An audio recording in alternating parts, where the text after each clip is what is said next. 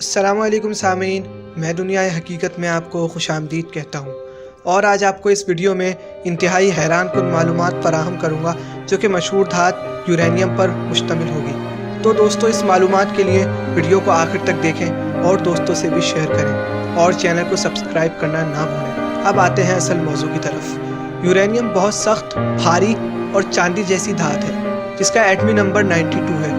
ये 1789 में मार्टिन क्लैपरोट ने नामी एक जर्मन केमिस्ट ने दरियाफ्त की थी। ये दुनिया की 8वीं भारी तरीन शय है। ये 1132 डिग्री सेंटीग्रेड पर पिघलता है और 3818 पर उबलता है। हमारे निज़ाम शमसी यानी सोलर सिस्टम में यूरेनियम बज़ाहिर 6 अरब साल पहले एक सुपरनोवा के फटने से वजूद में आया था। इस वक्त सूरज और निज़ाम शमसी वजूद में नहीं आए थे। यूरेनियम से एटमी तवानाई हासिल की जाती है और आज वही मुल्क सबसे ज़्यादा ताकतवर माना जाता है जो सबसे ज़्यादा एटमी तवानाई इस्तेमाल करने की अहलियत रखता हो। एटमी तवानाई से तबाही और बर्बादी भी फैलाई जा सकती है और एक एटम बम से चंद सेकंड में लाखों इंसानों को फाना किया जा सकता है। इसका तजर्बा पिछली जंग अजीम में जापान के 2 शहरों यानी हिरोशिमा और नागासाकी पर किया गया था और ये इस कदर भयानक था कि तमाम दुनिया कांप उठी थी।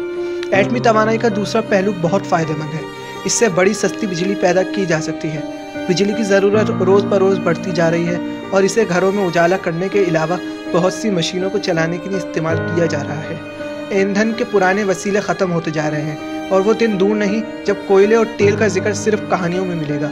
इसलिए एटमी तवानाई से बिजली पैदा करने और इस बिजली को मुख्तलिफ मकासद में इस्तेमाल करने की तरफ भरपूर तवज्जो दी जा रही है। जिन ममालिक में यूरेनियम खासी मिकदार में है, इनमें कनाडा, जनूबी अफ्रीका और रूस काबिल ज़िक्र है।